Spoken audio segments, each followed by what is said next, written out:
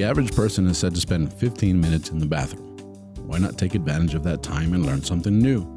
Presenting the 15-minute podcast on weird facts, crazy details, and funny particulars that you'll be able to enjoy while you're taking a on your free time. Welcome to The Shit with Sam Butler. Welcome to another episode of The Shit Podcast. I'm your host, Sam Butler. I want to thank you guys for joining me. This is episode 98. That's right, 98 episodes in English of The Shit Podcast. It's amazing because we're coming up on 2 years. I think my anniversary is July 10th. So we're not that far away from 2 years, and we're already going to be 100 episodes in English, which we have another 100 episodes in Spanish, so that's a total of 200 episodes coming up, and we owe it all to you, to y'all watching and listening to us on all these different platforms. With that, I brought on an episode that I thought was pretty interesting, pretty exciting. I thought I'd like to share with you guys. I'd never heard of this before. I came across an article, and then I started researching it. I went down this rabbit hole, and I found out that this guy exists, and we're talking about Red Elvis. Or as some of the Western media would call him, the communist Johnny Cash. Yeah. And so we're talking about country singer, folk singer, movie star, writer, director, Dean Reed. Now, he was born Dean Cyril Reed. He was born in Denver, Colorado in 1938. Which to me is like, a lot of times I think like, I try to imagine what somebody born in 1938 would look like today. And my dad was born in 1936. So he's a guy who's 2 years younger than my father. So that's how I kind of get my bearings on when this guy was around. But it's pretty interesting because he came up, my dad's generation, they were teenagers in the 50s. My dad was 20 in 1956.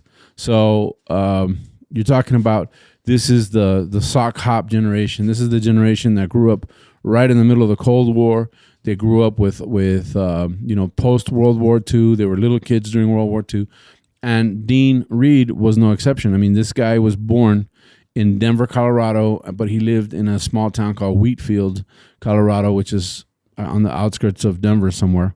I don't know. I didn't really look into it that much. There's so many little towns outside of Denver. But he grew up there, went to high school there, had a normal life as an American kid, teenager, high school. He was in athletics in high school. He was a pretty good-looking kid, very athletic body, had some talents, and he decides he wants to study journalism and meteorology.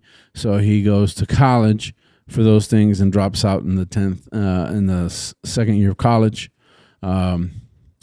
Decides, I'm done with college. I'm moving to Hollywood. Now, he has a 1956 El Camino convertible. Decides, I'm taking, I don't know if it was in El Camino, El Dorado. I believe it was in El Dorado. El Camino is the truck, but he had a convertible. I believe it was El Dorado. And Cadillac El Dorado, yeah, decides I'm taking off, drives to Hollywood. There's a story about him arriving in Hollywood and running into a homeless person in the street, and the guy asking him for a pair of pants. Apparently he had a pair of pants this guy wanted. He said, if you give me your pants, I'll introduce you to a producer. And it turned out to be that he did know a producer, which just goes to show you never know in Hollywood. You might think you're talking to a homeless guy, and it turns out it's some big wig or some former actor. But he introduced him to a producer. He ends up getting a record signing with Capitol Records. He ends up acting. He goes to the Warner Brothers School of Acting, which apparently was something that they had. And that's where he starts to kind of get molded in the politics of the time. And remember, this is the middle of the Cold War. So we have people that were fighting communism, and we had people that were running towards communism. We really didn't know what was going to happen with that. And that was the focus of the whole world. communist. I mean, that was the Vietnam War in a nutshell, to stop the advancement of communism, and all of the wars in South America that were happening were, the Contras and so on and so forth, was to stop the spread of communism. So here you have an all-American cowboy from Colorado who moves to Hollywood, is singing, dancing, producing, whatever, and releases a single called Summer Romance. Summer Romance doesn't do very well in the U.S. charts, but then the record company finds out that it's topping the charts in South America. So they decide to go ahead and build this guy a tour of South America, and he goes to different South American countries to sing, goes on tour, and once he's there, he decides, I like it here, and decides, I'm driving to Chile. Drives to Chile, finds out he's a superstar in Chile, didn't know it, he just suspected it because he had good sales. This kind of reminds me of like a TikToker, a lot of TikTokers today, they're super famous, but in circles of people that watch a specific type of TikTok, so maybe they're not mainstream famous, but I have my friend, shout out to Polar Bear. He's got his huge following all over the place, and it doesn't matter where we go, somebody recognizes him, but it's usually a certain demographic of people that recognize him. So it's one of those things that this guy decides, I'm going to Chile, I don't care, lands in Chile, and pulls up to the main square in one of these towns. I'm not sure which town he pulls into, but there's thousands of teenagers hanging around, waiting for him, hollering his name, and he decides, hey, I love it here, I'm staying here. He actually arrived in Chile, I believe, in 1961, and he stayed for several years, and then he went to Spain and Italy, and then he actually came back in 1970. Now, where the story gets a little interesting is that in 1970, he has a little bit of a problem because the Vietnam War is really starting to kick off. There's a lot of political unrest in Chile. The new president has just been elected. Allende, I believe, is the president's name. And he decides that Salvador Allende is the new Chilean president. They're not very fond of Dean Reed because Dean Reed is a self-proclaimed Marxist at this point, and he's a communist, and he has communist beliefs. And he pulls this stunt where he starts to wash the American flag with soap and water in front of the American embassy in Chile, and this gets him thrown out of the country.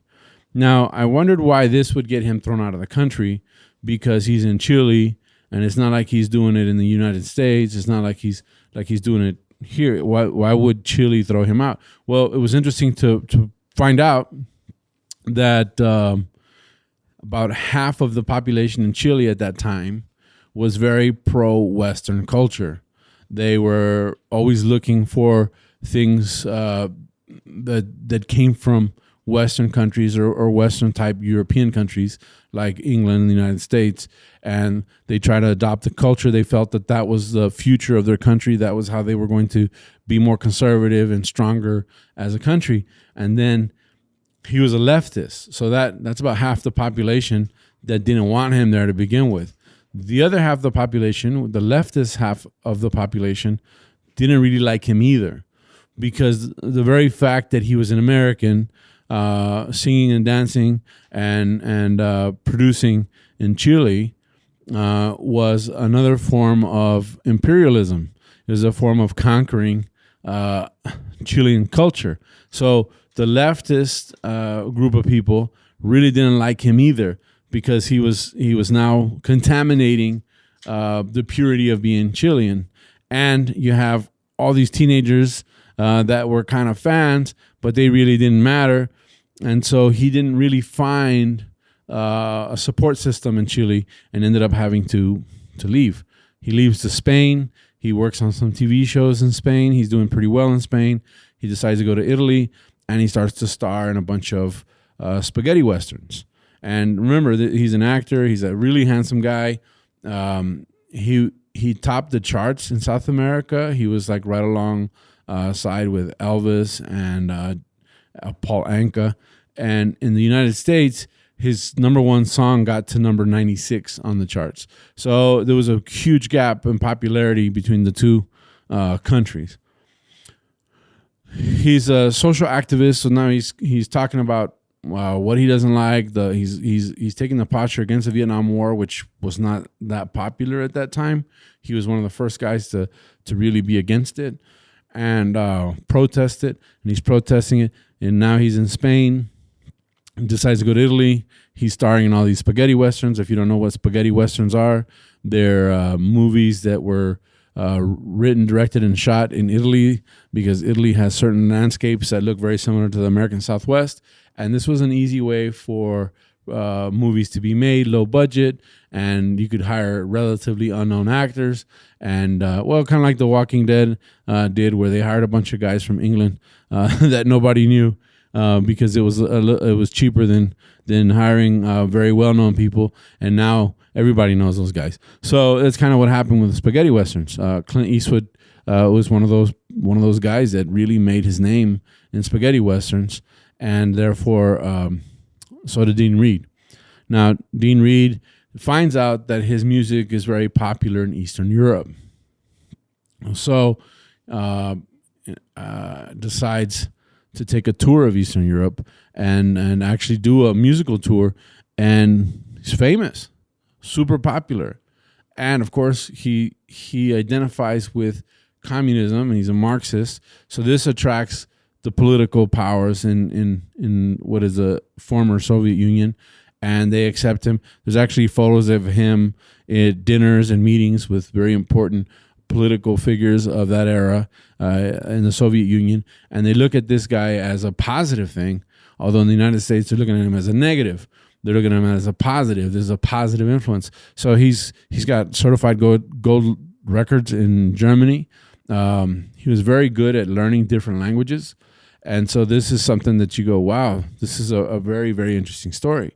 Here's a guy, and you got to admire this guy. This guy said, I don't subscribe to his politics necessarily, but you say, this guy decided, I don't want to be in school. I don't want to do this. I'm going to chase my dream. And it finds out his dream isn't American. His dream is South American. So he moves to South America, lives there, decides, I want to go to Italy and Spain, lives there, and then eventually ends up living in East Berlin. Yeah. And, he was actually for the wall. I mean, he was like, we need a wall, which is for protection. I mean, we've heard that before. So he ends up in East Berlin, tours. They actually gave him a nice place to live in East Berlin because of his celebrity status, with the condition that he does appearances in hospitals and visits different people and for beneficiary concerts and so on and so forth, and he agrees. So he's got a really nice place in East Berlin, right along or right in front of a lake, which is a lakeside property. So this guy's living the life. He's living the dream. He's having a good time. Everything's lining up for him. He's not famous in the United States necessarily, but a lot of his comments, a lot of his actions are starting to create animosity with people in the United States. But it all came to a peak, when he appeared on 60 Minutes in 1986. And this is like the royal flush of this episode. He appears on 60 Minutes, makes a public statement that Ronald Reagan is as bad a person or as bad for the world as Joseph Stalin was. And this just creates all this hatred against him in the United States. He starts getting hate mail. Yeah, that's right, because there was no internet back then, so he couldn't get like nasty tweets. But he was getting hate mail. People hated him for saying this. And of course, we know Ronald Reagan in that era, he was a saint. He was one of the best presidents the United States ever had. Although in hindsight, we see that he was involved with a lot of crazy stuff like the Iran-Contra scandal. And we know that They utilized drug traffickers to traffic weapons to the rebels in South America. And this is how the CIA could kind of cover this up. And you see how President Reagan wasn't the saint that he portrayed himself to be, or that we saw the crack epidemic boost in the United States, the war on drugs, and so on and so forth, which was ironic because it was those same drug dealers that were getting a free pass to import stuff to the United States for exporting weapons to these different guys. And that's a whole other episode I guess we can talk about.